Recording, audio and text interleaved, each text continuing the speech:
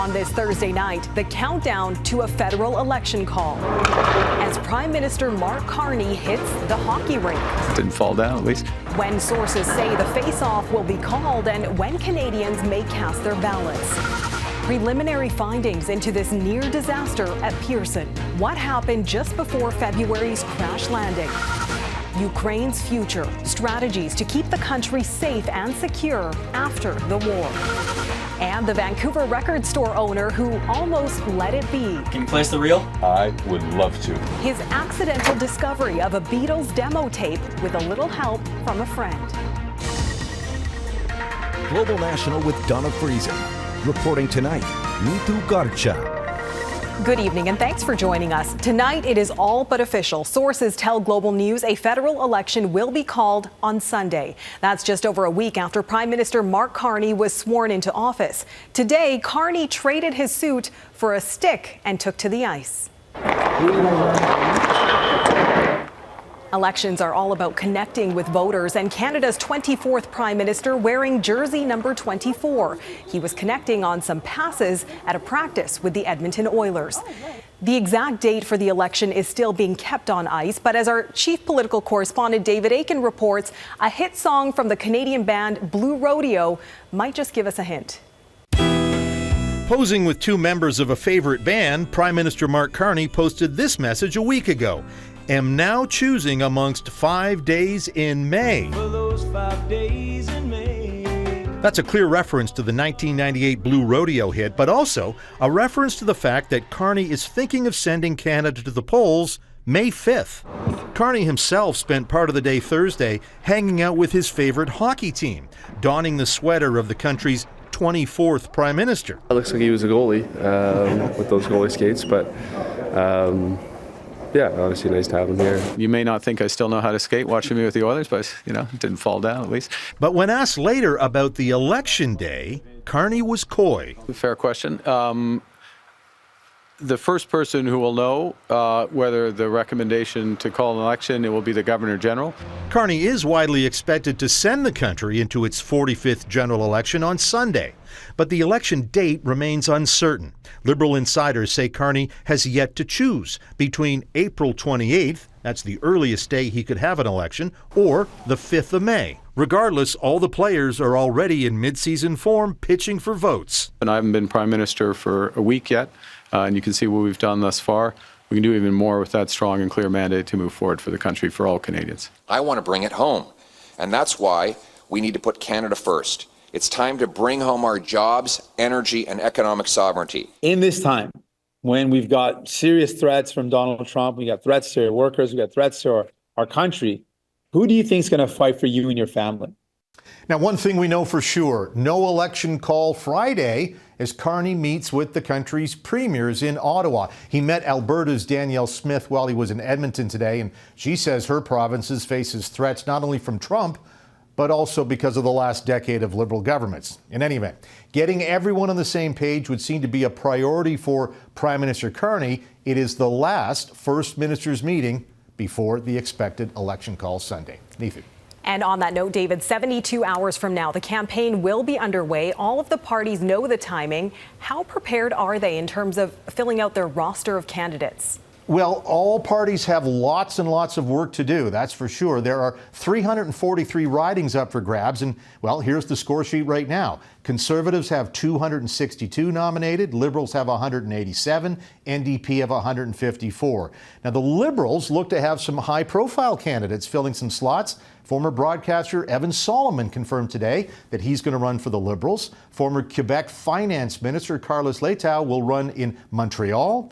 Edmonton Mayor Amarjeet Sohi may run, and so might former Vancouver Mayor Gregor Robertson. Now, on the other side, the Conservatives also have some high-profile candidates ready to go. Former Nova Scotia Finance Minister Alan McMaster is running in Cape Breton, and former BC Liberal Cabinet Minister and Indigenous leader Ellis Ross is running in Northern BC.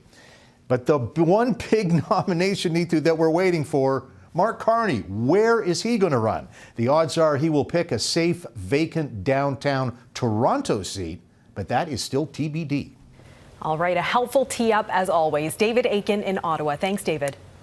Today, Conservative leader Pierre Poilievre defended his party's decision to block journalists and political reporters from traveling alongside him on his election campaign plane or bus, as the other federal parties do. No, I just answered a question from you. So obviously I'm answering questions from journalists, and we'll continue to do that throughout the country, both local journalists and national. Poilievre says there will be open media access across the country, and local media will have the ability to ask questions during his campaign rallies and news conferences. Today, Chinese tariffs came into effect, targeting one of Canada's most lucrative exports, seafood. Together, the U.S. and China account for more than 80% of all Canadian seafood exports, an industry valued at nearly $8 billion in 2023. The largest portion of that export market is Atlantic Lobster. As Heidi Petracek explains, that's where the biggest impact could be felt. 60% of the live lobster here at Deep Cove Ocean Products goes to China, 2.5 million pounds a year. Foreign tariffs are going to hit hard. We're worried about the prices going down. The Chinese have made it aware that they're not willing to absorb the cost. Shrinking profit margins for companies like Deep Cove, the busy spring lobster season just around the corner. We have more supply coming into the market here soon, so we're going to have to get the prices down. Although he adds it could have been worse. China has gone so far as to ban lobster from some countries before. This move, retaliation against Canada's tariffs on Chinese EVs, steel and aluminum. This new tariff hits live lobster especially hard because it's added to an existing tariff of 7%, on top of a value-added tax of 9%, for a whopping net tariff of 41%. Deepening the pain, China is Canada's second biggest seafood customer, second only to the United States. If wider Trump tariffs kick in April 2nd, China is no longer the buffer it once was. Everybody's going to have to look at their own margins, from the harvesters up to the exporters. We're hoping it doesn't impact demand. So seafood companies on the East Coast are really laser focused now at trying to find other customers for their products to try to ease any pain that could be caused by these tariffs. Europe is one option, Southeast Asia another. Provincial governments are knocking on doors to drum up new business. There is a big world out there, and that's where we just got to get out there, sell. I'd like to see the federal government speak with China and do whatever they can to get these tariffs dropped. It's the Chinese are retaliating for what we did. Until that happens, Schneier has no choice but to feel the pinch, his lobster trapped between tariffs. Heidi Petracek, Global News, Blandford, Nova Scotia. The European Union is delaying its first retaliatory tariffs on U.S. goods until mid-April. The countermeasures against steel and aluminum tariffs include a 50% tax on American whiskey. They were set to be phased in starting April 1st. But the EU says it needs more time for talks and to refine its list of affected products. U.S. President Donald Trump has threatened to respond with a crushing 200% tariff on European alcohol. In the U.S., President Trump signed his long-promised executive order seeking to eliminate the country's Department of Education. And it sounds strange, doesn't it? Department of Education, we're going to eliminate it, and everybody knows it's right. Trump's order doesn't completely abolish the department. That requires a vote in the Republican-controlled Congress. But it will direct the education secretary to begin facilitating its closure and return education authority to individual states. That involves dramatically downsizing the department's workforce. It will keep managing grants, student loans, and civil rights enforcement for now. The department's dismantling is being widely criticized as unconstitutional. 20 states have already filed legal action against it in federal court. The Transportation Safety Board has released the findings of its preliminary investigation into last month's crash landing of a Delta Airlines flight at Toronto's Pearson International Airport. During touchdown, several things occurred. The side stay attached to the aircraft's right main landing gear fractured, the landing gear retracted, and the wing root fractured between the landing gear and the fuselage. The right wing detached, jet fuel caught fire, and the plane flipped over. 21 passengers were injured. The interim report does not make conclusions or assign blame, but among its findings, a descent warning was triggered on the plane seconds before it crashed. Should have been somewhere around the 600 to 700 foot or feet per minute level, and it looked from the data as if the aircraft was descending the final few seconds around over 1,100 feet per minute. It was almost double the maximum rate of descent that the aircraft can structurally withstand. Delta has offered passengers $30,000 each, but several lawsuits are being filed in the U.S. and Canada. Measles cases are on the rise in Canada, particularly in Ontario. Global News visited the region with the largest outbreak, and as Catherine Ward reports, the majority of cases involve people who aren't vaccinated. The number of measles cases is skyrocketing in Ontario. We've had 34 hospitalizations associated with this outbreak, and that's included 2 people who have required care in an intensive care unit. 470 cases have been confirmed to Public Health Ontario as of March 19th.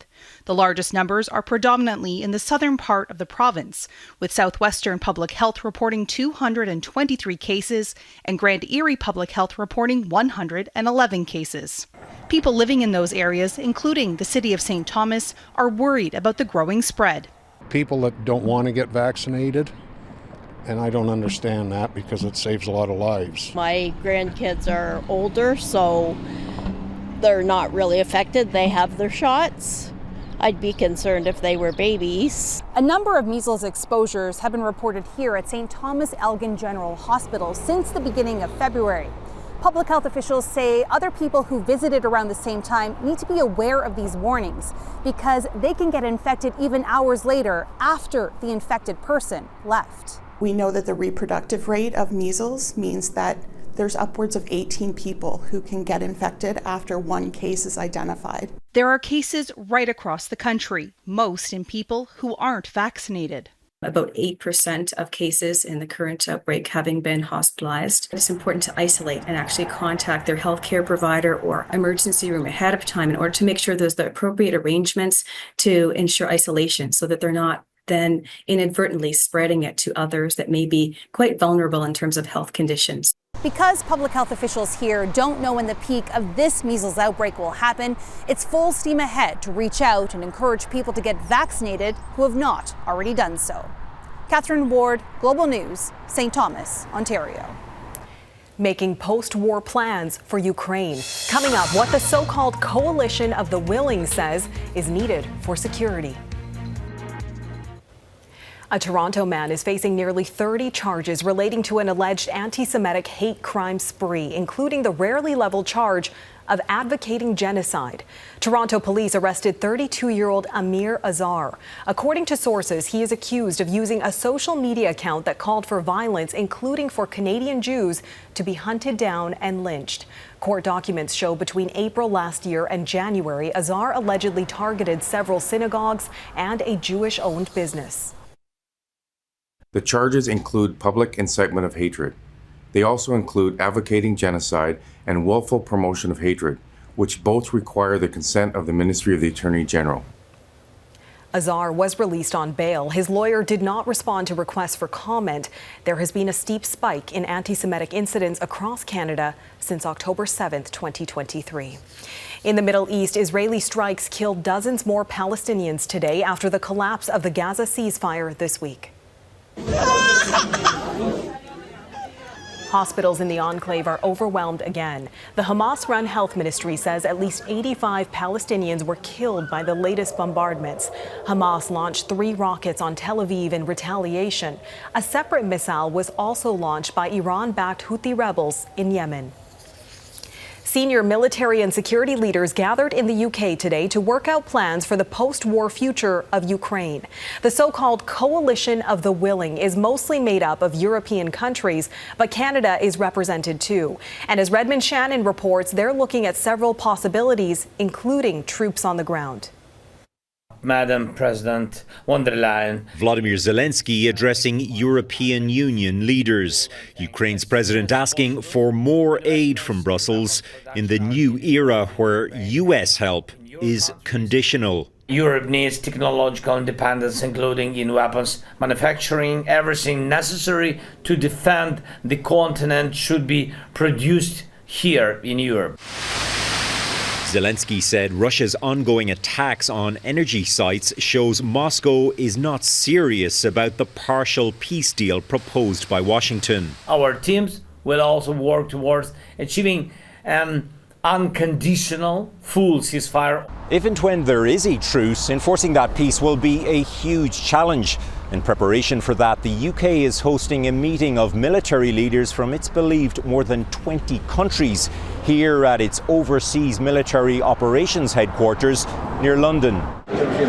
British Prime Minister Keir Starmer was introduced to Ukrainian commanders before meeting military planners from the so-called Coalition of the Willing, a group that does not include the US. Canada's representative, Lieutenant General Steve Boivin, commander of the Canadian Joint Operations Command. If there is a deal, and I hope there is, it will only leave Ukraine secure and sovereign if there is security arrangements in place to ensure that if there's a deal, it is a defended deal. The meeting tackled post-war security on land, in the seas and in the skies. Starmer says the US must eventually be involved in some capacity. So far, only the UK and France have committed to providing ground troops. But Russian President Vladimir Putin insists no NATO soldiers can ever be on Ukrainian soil. So much of what's being planned here depends on decisions in Moscow and Washington, and on upcoming peace talks. Redmon Shannon, Global News, Northwood, England. Sticky situation. Coming up, how tariffs put Vermont's maple syrup boom at risk. The trade war is threatening to slow the flow of one of Canada's most famous exports, maple syrup. Canada produces more than 70% of the world's supply and exports manufacturing products. Tariffs threaten to hurt Canadian and American businesses. Taria Isri traveled to a maple farm in Vermont where producers are concerned. We have 2,800 trees tapped. That's a pretty good production per tree. The maple syrup mecca of the world may be Quebec, but neighboring Vermont is the U.S. capital. Last year we had a record-breaking year. Production in the state is still well behind Quebec, but it's gone up 500% in the last 20 years, in part because of family farms like this one, just a few kilometers from the border. An intricate network leads here. So this is what's coming out of the trees, right? This is raw sap. Hasn't been processed at all. Good day of sap running, this tank will definitely fill to the top. It's called a sugar shack to some, but this is a sophisticated operation. So the bottom part is what we call an arch, where the heat starts. And it's all sourced from one country. Everything we own is from Canada. Vive Quebec. Same goes for storage. We wouldn't be able to make maple syrup without Canada. They're the kings. The tariffs are threatening that kingdom. Do a lot of people? Fourth-generation maple farmer Jim Judd says the shipment of parts has already been tied up. We have possibly a 3 to 4 week season, so we can't mess around. If I need something, I need it yesterday. I can't be told, well, it's held up at the border for tariffs. That's absurd. The Vermont Maple Sugar Makers Association is warning of price increases and shortages. The U.S. doesn't make enough of that product domestically. We rely on an influx of Canadian syrup to blend with U.S. syrup. There's enough uncertainty in the weather during sugaring. You don't need to add in like uncertainty about the politics. What do you think it will take for this administration to rethink tariffs? I'm starting to believe that we need to go out and start protesting.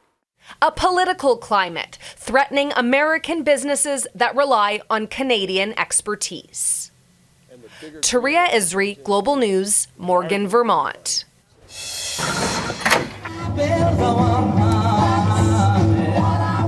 Unbelievable discovery. Next, the rare Beatles demo tape unearthed inside a Vancouver record store. After a long and winding road, Beatlemania has made a surprising return to Canada's West Coast. A record shop owner in Vancouver discovered a rare and old demo tape. Jason Perez has the story. It's not on Penny Lane or Abbey Road. It's been sitting here for years. It is on Main Street, where this priceless artifact has been gathering dust on a shelf inside this small record shop. The thing I saw was up here. It said Beatles, 1960s with a question mark, demo tape. It must blow your mind. It does blow my mind because I'm a huge Beatle fan. Neptune owner Rob Frith doesn't recall when exactly he purchased it. He assumes it was a Beatles bootleg, part of a record collection from an engineer. This is the reel-to-reel tape. Just last week, Rob went to his friend Larry's to get some of his tapes transferred. We take it out, and oh my God, jaws dropped. And I almost didn't play the tape, but I thought, oh, let's just listen to it. So we stuck it on, and we couldn't believe it. It was like the room filled up with this sound never really quite heard before of the Beatles. Can you play us the reel? I would love to.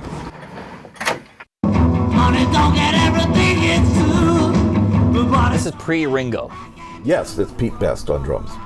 It was a copy of the original master, the demo tape of the Beatles in January 1962 at Decca Records in London.